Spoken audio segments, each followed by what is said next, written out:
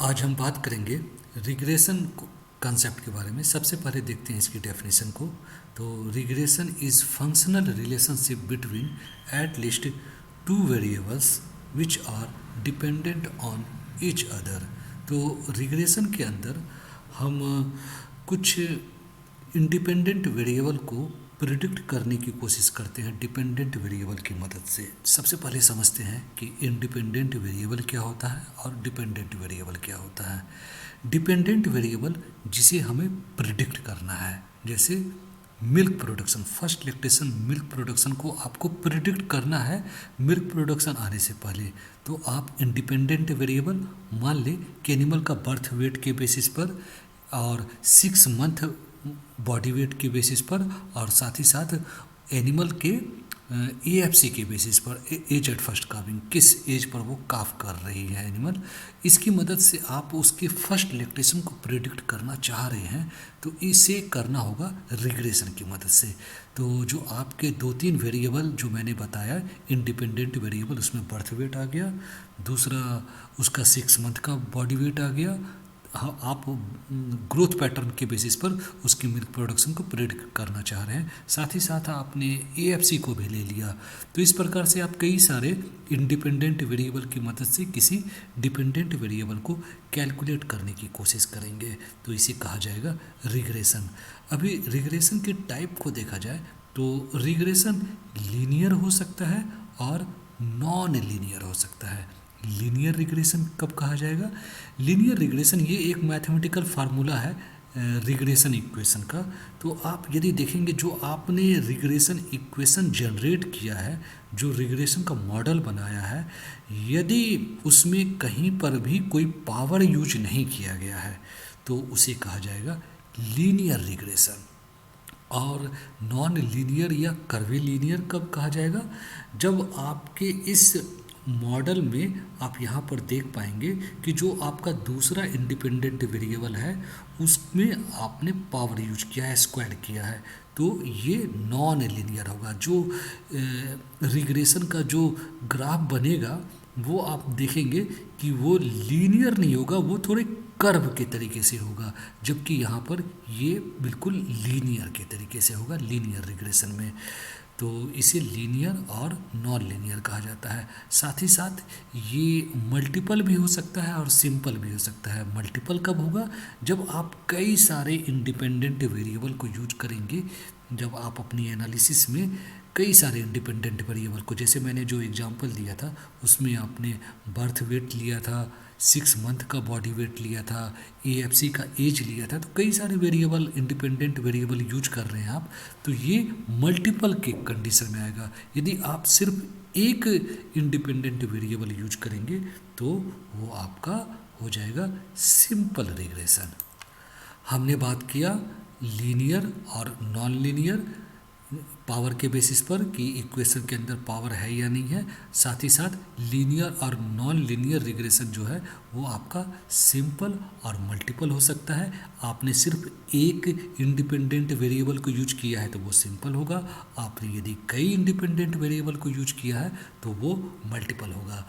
यह एक आपका simple multiple non linear regression है। ठीक है, ये एक बहुत ही सिंपल मॉडल है, रिग्रेशन मॉडल है या फिर मैथमेटिकल फार्मूला कह लीजिए। इसमें ए का मतलब क्या होता है, B1 का मतलब क्या होता है, B2 का मतलब क्या होता है, Y का मतलब क्या होता है, X1 और X2 का क्या मतलब होता है, ये हम समझेंगे। यहाँ पर Y तो वो वेरिएबल है, डिपेंडेंट वेरिएबल है जिसको कि आपको प्रिडिक्ट करना है। जैसे कि मैंने अभी बताया था milk first lactation milk yield, ये आपको प्रिडिक्ट करना है। और यहाँ पर X1 X2 क्या है जिसकी मदद से आप प्रिडिक्ट कर रहे हैं। जैसे आपने बर्थ वेट और एएफसी ये दो है यदि आपके पास, तो इसकी मदद से आप कर रहे हैं प्रिडिक्शन। तो इसकी वैल्यू जो होगी वो आपके X2 और X1 होगा। X1 की वैल्यू को बर्थ वेट की, यहाँ पर यदि ये बर्थ वेट है तो बर्थ वेट की वैल्यू को स्क्वायर करना होगा। तो इस प्रकार से ये फार्मूला जनरेट होकर आया है। ए B1 B2 क्या है, तो ए जो है वो इंटरसेप्ट की वैल्यू है, ये आपको कैलकुलेट करना होगा। और कैसे कैलकुलेट करना होगा ये हम मेथोडोलॉजी में बताएंगे। B1 और B2 जो है वो रिग्रेशन कॉफिशिएंट है, ये भी कैलकुलेट करना होगा, ये मेथडोलॉजी में बताया जाएगा। ए इंटरसेप्ट का मतलब क्या होता है? ए इंटरसेप्ट का मतलब होता है कि यदि ये आपका रिग्रेशन का ग्राफ है, रिग्रेशन लाइन है, ये आपके वाई एक्सिस पर किस जगह पर इंटरसेप्ट कर रही है, वो वैल्यू इसका ए का वैल्यू देगा। और इसे कैलकुलेट इस प्रकार से भी किया जा सकता है कि यदि आपके जो इंडिपेंडेंट वेरिएबल है यदि वो जीरो है तो आपके डिपेंडेंट वेरिएबल का वैल्यू क्या होगा, वो ए की वैल्यू दे देगा। ठीक है, B1 और B2 जो है, जो B यहाँ पर दिखाया जा रहा है वो आपके रिग्रेशन कॉफिशिएंट है और ये स्लोप के बारे में बताता है, यानी रिग्रेशन लाइन जो है वो कितना स्लोप है। यहाँ पर देखेंगे कि स्लोप काफ़ी कम है, ये एक्स एक्सिस के साथ देखिए बहुत कम डिग्री का कोण बना रहा है, एंगल बना रहा है, तो इसमें यानी बी की वैल्यू कम है। यहाँ पर एक्स एक्सिस के साथ इसका स्लोप काफ़ी ज़्यादा है, तो यहाँ पर वी की वैल्यू ज़्यादा होगी। अब हम रिग्रेशन की मेथडोलॉजी को समझने की कोशिश करते हैं। ये रिग्रेशन का मॉडल है जो कि अभी मैंने आपको समझा दिया है। यहाँ पर y जो है इंडिपेंडेंट वेरिएबल है, β0 इंटरसेप्ट है, β1 रिग्रेशन कॉफिशिएंट है, β2 सेकेंड रिग्रेशन कॉफिशिएंट है, ये x1 और x2 दो x है वो इंडिपेंडेंट वेरिएबल है, a आपका रैंडम एरर है। इसे सॉल्व करना होता है मैट्रिक्स अलजेब्रा की मदद से, जो कि ऑलरेडी मैंने डिस्कस कर रखा है वीडियो बनाकर। तो इस मॉडल को सिंपल फॉर्म में मैट्रिक्स के इस छोटे से फॉर्म में बनाया जाता है। y आपका ये डिपेंडेंट वेरिएबल है और x1 x2 को और x3 जितने भी आपके इंडिपेंडेंट वेरिएबल उसको एक मैट्रिक्स के अंदर x कर दिया, और ये जो पैरामीटर है जो कि इंटरसेप्ट और रिग्रेशन कॉफिशिएंट है उसको भी एक मैट्रिक्स बनाकर b के रूप में दिखाया गया है, प्लस e एरर इसकी भी एक मैट्रिक्स बना दी है। तो ये सिंपल मैट्रिक्स है और इसी मैट्रिक्स के ऑपरेशन के बेसिस पर आपको कैलकुलेट करना होगा b की वैल्यू को, यानी कि जो पैरामीटर है इंटरसेप्ट है, β1 है, β2 है, इनको कैलकुलेट करना होगा। अब किस प्रकार से करना होगा वो देखेंगे। तो इसे करने के लिए इस प्रकार से जो मैंने ऊपर में वो जो ये जो मैट्रिक्स है वो कुछ इस प्रकार से आएगा। यहाँ पर y जो है ये डिपेंडेंट वेरिएबल को दिखाया जा रहा है और ये इस मैट्रिक्स को कहा जाएगा ऑब्जर्वेशन मैट्रिक्स। अब ऑब्जर्वेशन मैट्रिक्स का जो ऑर्डर है वो 9×1 का है, n×1 का है। अब n नंबर ऑफ ऑब्जर्वेशन है, यानी कि ये n नंबर ऑफ इंडिविजुअल के बेसिस पर ये कैलकुलेशन हम करने जा रहे हैं। यदि हमारे पास 200 एनिमल हैं फार्म में जिसके बेसिस पर ये प्रेडिक्शन करने जा रहे हैं, तो ये जो मैट्रिक्स बनेगा ये 200 एनिमल का बनेगा, यानी कि ये एक कॉलम होगा जिसमें कि 200 आपको ऑब्जर्वेशन होंगे। इसे कहा जाएगा ऑब्जर्वेशन मैट्रिक्स। अब ये जो दूसरा मैट्रिक्स है इसमें इंडिपेंडेंट वेरिएबल को दिखाया गया है और इसे कहा जाता है डिज़ाइन मैट्रिक्स। अब आप देंगे पहला इंडिपेंडेंट वेरिएबल, दूसरा इंडिपेंडेंट वेरिएबल, इनकी वैल्यूज़ हर पार्टिकुलर इंडिविजुअल के सामने दिखाया जाएगा और साथ ही साथ इस डिज़ाइन मैट्रिक्स में जो पहला कॉलम होता है वो 1 1 1 1 के फॉर्म में होता है। तो इस प्रकार से आपको डिज़ाइन मैट्रिक्स जो कि इंडिपेंडेंट वेरिएबल का होगा। तीसरा मैट्रिक्स जो है वो है वेक्टर ऑफ अननोन पैरामीटर, जिसकी मदद से हम इंटरसेप्ट यानी β0 पहला रिग्रेशन कॉफिशिएंट और दूसरा रिग्रेशन कॉफिशिएंट, यदि आपके नंबर ऑफ इंडिपेंडेंट वेरिएबल ज़्यादा है तो और भी जो रिग्रेशन कॉफिशिएंट होंगे वो यहीं पर आपको कैलकुलेट करना होगा, इसी की मदद से कैलकुलेट होगा। साथ ही साथ ये एरर का एक मैट्रिक्स है जो कि रैंडम एरर वेक्टर कहा जाता है। तो अब हम देखेंगे कि रिग्रेशन के अंदर हमें करना क्या होता है।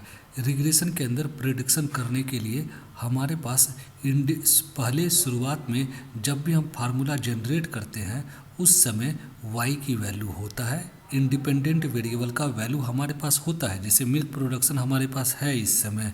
साथ ही साथ पहला जो इंडिपेंडेंट वेरिएबल है उसका भी वैल्यू होगा, दूसरा इंडिपेंडेंट वेरिएबल का भी वैल्यू होगा। हमें अभी करना सिर्फ ये है कि ये जो पैरामीटर है इंटरसेप्ट और डिफरेंट रिग्रेशन कॉफिशिएंट, इसकी वैल्यू निकालनी होती है। अब इसे निकालेंगे कैसे? तो इसे हम मैट्रिक्स अलजेब्रा की मदद से निकालेंगे। तो उसके लिए सबसे पहले इस फार्मूला को इस फॉर्म में लाया गया। अब इस फॉर्म में आप देख पाएंगे कि ये बेसिक फार्मूला हो गया y equal to X B matrix form में। अब हम देखेंगे कि इसको सॉल्व करके b की वैल्यू को कैसे निकालेंगे। तो b की वैल्यू यहाँ पर हमें इंटरसेप्ट और डिफरेंट रिग्रेशन कोफिशिएंट का वैल्यू देगा। तो ये y equal to X B, आप y समझ पा रहे हो कि डिफरेंट इंडिपेंडेंट वेरिएबल, ये एक मैट्रिक्स है जो कि डिफरेंट इंडिपेंडेंट वेरिएबल की वैल्यू को दिखा रहा है, और x जो है वो डिफरेंट इंडिपेंडेंट वेरिएबल की वैल्यूज़ को दिखा रहा है। b एक मैट्रिक्स है जिसमें कि इंटरसेप्ट और रिग्रेशन कोफिशिएंट होंगे।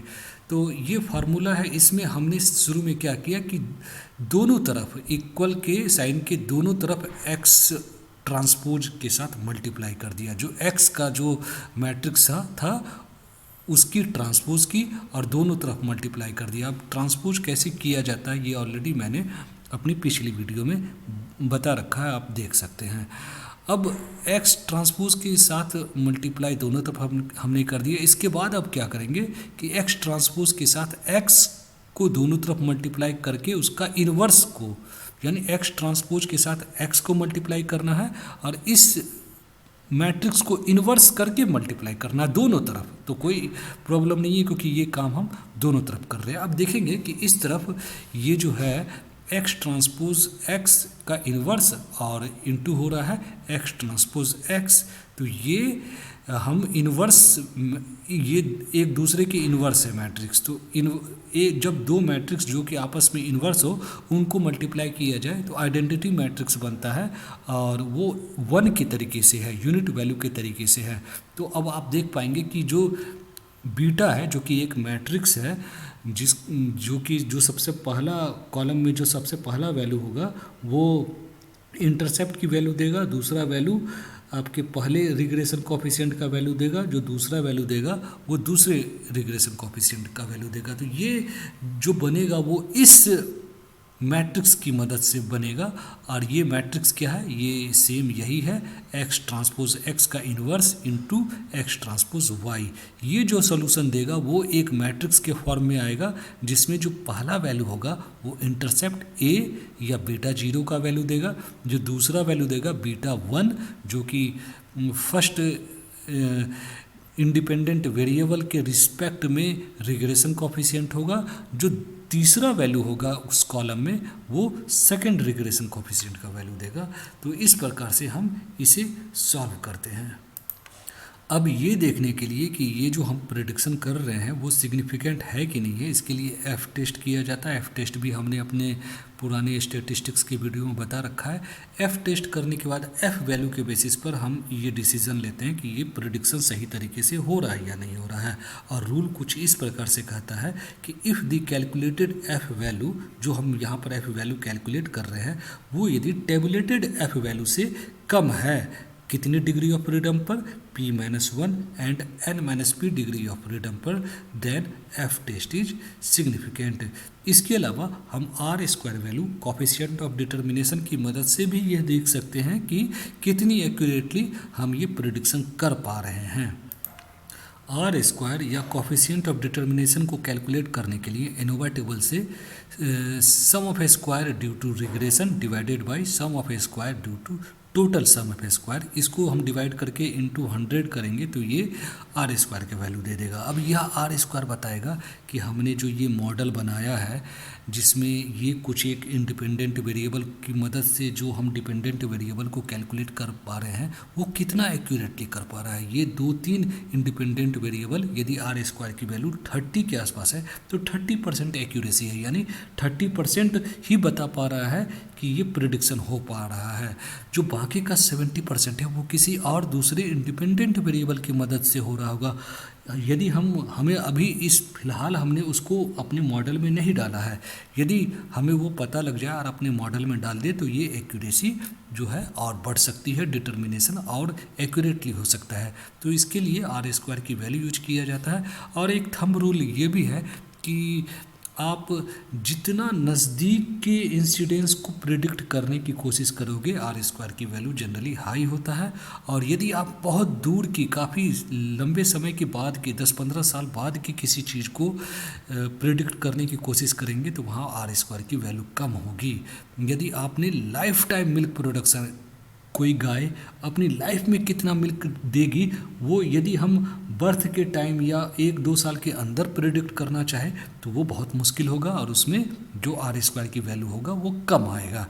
यदि आप पहले 2 साल के बेसिस पर फर्स्ट लैक्टेशन का मिल्क को प्रिडिक्ट करना चाहेंगे तो कई सारे आपको ऐसे चीज़ें मिल जाएंगे इंडिपेंडेंट वेरिएबल जिसकी मदद से आप कर पाएंगे, तो आपकी एक्यूरेसी जो होगा वो ज़्यादा होगा, वो 80-90% तक भी हो सकता है।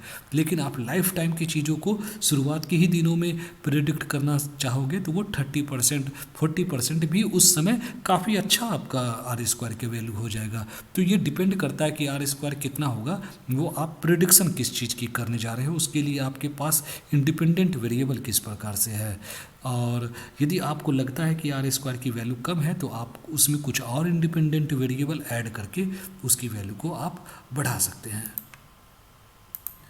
जैसा कि मैंने बोला था कि रिग्रेशन एनालिसिस के अंदर हमें पैरामीटर या कांस्टेंट को ही एस्टिमेट करना होता है। यहाँ पर लीस्ट स्क्वायर प्रिंसिपल भी काफ़ी मददगार होगा, इसे भी समझ लेना चाहिए। ये पैरामीटर आखिर किस प्रकार से एस्टिमेट किए जाते हैं, तो जैसा कि मैंने पहले आपको ये मॉडल रिग्रेशन मॉडल बताया था, वो वही रिग्रेशन मॉडल है। यहाँ पर हमने एरर को एक साइड में ले लिया है और यहाँ पर देखिए ये डिपेंडेंट वेरिएबल, ये इंडिपेंडेंट वेरिएबल वाला पोर्शन है। तो ये जो वैल्यू है ये ऑब्जर्व वैल्यू मानी जाएगी और ये एक्सपेक्टेड वैल्यू मानी जाएगी, ठीक है। तो ऑब्जर्व माइनस एक्सपेक्टेड को डिविएशन कहा जाता है, जो कि एरर के फॉर्म में आता है। अब लीस्ट स्क्वायर प्रिंसिपल क्या है, तो लीस्ट स्क्वायर प्रिंसिपल यह बोलता है कि ये जो हम पैरामीटर या कांस्टेंट को एस्टिमेट करेंगे वो कुछ इस प्रकार से करेंगे कि the sum of a square of deviation of the observed and expected value can be minimized। ये जो हम सम ऑफ स्क्वायर करेंगे, यहाँ पर आप देख पाएंगे हमने जो डिविएशंस है उसके हर एक इंडिविजुअल में जो डिविएशंस आ रहे हैं उसके ऑब्जर्व वैल्यू आ रहे हैं, और जो एक्सपेक्टेड वैल्यू हम फार्मूला से जो प्रिडिक्ट कर रहे हैं उन दोनों के बीच में कुछ डिविएशन आ रहा है, उसको स्क्वायर करके ऐड करके ये जो वैल्यू है ये मिनिमम आए, इसके लिए बीटा 0, बीटा 1 और बीटा 2 का वैल्यू क्या होना चाहिए, उसी को हम ये पार्टिकुलर कांस्टेंट का वैल्यू रखेंगे। ये इसका सॉल्यूशन के पीछे का जो प्रिंसिपल है। अब रिग्रेशन से संबंधित कुछ और भी पॉइंट है, इसे भी यहाँ पर समझ ही लेना चाहिए। स्टेप अप रिग्रेशन, दूसरा स्टेप डाउन। ये अप नहीं है, ये स्टेप डाउन है, step down regression.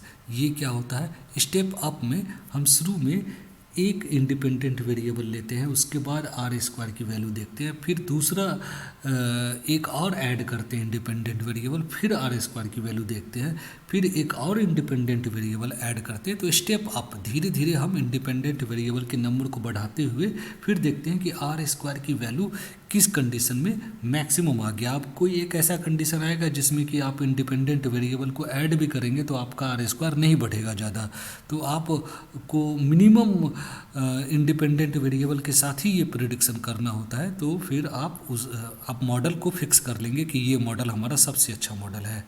Step down में क्या होता है, आप सबसे पहले सारे इंडिपेंडेंट वेरिएबल को यूज कर लेते हैं, फिर एक एक करके घटाते जाते हैं और आप देखते हैं कि अब कौन सा आपका जो मॉडल है सबसे अच्छा आया है उसे सिलेक्ट करते हैं।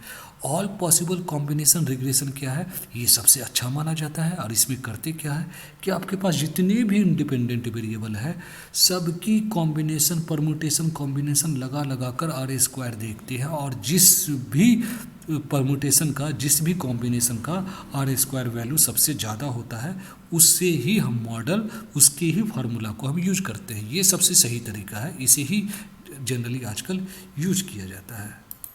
ये भी पॉइंट समझना बहुत इंपॉर्टेंट है कि जब भी हम रिग्रेशन एनालिसिस करते हैं वहाँ पर डाटा को, रो डाटा को एडजस्ट किया जाना बहुत इंपॉर्टेंट होता है। और ये एडजस्टमेंट होता कैसे हैं? हम डाटा को एडजस्ट करते हैं नॉन जेनेटिक फैक्टर या इन्वायरमेंटल फैक्टर के अगेंस्ट डाटा को एडजस्ट किया जाता है। इसे एडजस्ट करने में लिस्ट स्क्वायर एनालिसिस किया जाता है। लिस्ट स्क्वायर एनालिसिस करने के बाद यदि हमें मिलता है कि कोई एक particular non genetic factor significant है, हमारे कई सारे फैक्टर हो सकते हैं, फार्म का इफेक्ट हो सकता है, पीरियड का इफेक्ट हो सकता है, सीजन का इफेक्ट हो सकता है, एएफसी का इफेक्ट हो सकता है, पीरियड का इफेक्ट हो सकता है। तो इन में से जो भी इफेक्ट कोई एक पार्टिकुलर इंडिपेंडेंट वेरिएबल हो या डिपेंडेंट वेरिएबल हो, सबके लिए चेक करके हम पाएंगे कि यदि ये इन्फ्लुएंस हो रहा है किसी नॉन जेनेटिक या एनवायरमेंटल फैक्टर से, तो लिस्ट स्क्वायर एनालिसिस की मदद से सबसे पहले उसे एडजस्ट करेंगे। अब एडजस्टेड वैल्यू को यूज करेंगे हम इस एनालिसिस में, ताकि हमारा जो एक्यूरेसी हो वो ज़्यादा से ज़्यादा हो। अब लास्ट में देखते हैं रिग्रेशन एनालिसिस का आखिर यूज़ क्या है। तो यहाँ पर मैंने काफ़ी सारी चीज़ें लिख रखा है। इसमें जो मेन यूज है, ये random regression test day model की मदद से हम प्रिडिक्शन करने की कोशिश करते हैं किसी पार्टिकुलर लैक्टेशन का या फर्स्ट लैक्टेशन के मिल्क यील्ड का प्रिडिक्शन टेस्ट डे के मॉडल की मदद से करते हैं। अब टेस्ट डे मॉडल क्या होता है यदि आपको ना पता हो, तो हम एनिमल के बर्थ के बाद 5 डेज़ पर, 35 डेज़ पर, 55 डेज़ पर, या फिर वीकली, मंथली, फोर्टनाइटली किसी एक पार्टिकुलर डे को मिल्क लेकर हम कोशिश करते हैं कि कोई एक पार्टिकुलर डे का मिल्क क्या हमें पूरी लैक्टेशन के मिल्क को के बारे में कुछ आइडिया दे सकता है, बता सकता है, प्रिडिक्शन हम कर सकते हैं क्या, इस काम को किया जाता है। तो इस कार्य को करने में रिग्रेशन बहुत ही यूजफुल होता है। इसके अलावा और भी बहुत सारे यूजेज हैं रिग्रेशन के प्रिडिक्शन में, जो कि यहाँ पर मैंने इस स्लाइड पर लिख रखा है। आप इसको धीरे धीरे रुक कर आप इन चीज़ों को पढ़ सकते हैं। जेनेटिक परसिस्टेंसी में भी इसका यूज़ है। तो ये क्या कुछ है, अभी मैं इन चीज़ों को यदि मैं डिस्कस करूँगा तो ये स्लाइड बहुत ज़्यादा लंबा हो जाएगा और आपके लिए ज़्यादा अच्छा नहीं होगा कि बहुत देर तक आप देख नहीं पाएंगे। तो आप इसकी स्क्रीनशॉट लेकर इन स्लाइडों को स्टडी कर सकते हैं। इसमें कोई बहुत ज़्यादा टेक्निकल चीज़ें नहीं हैं।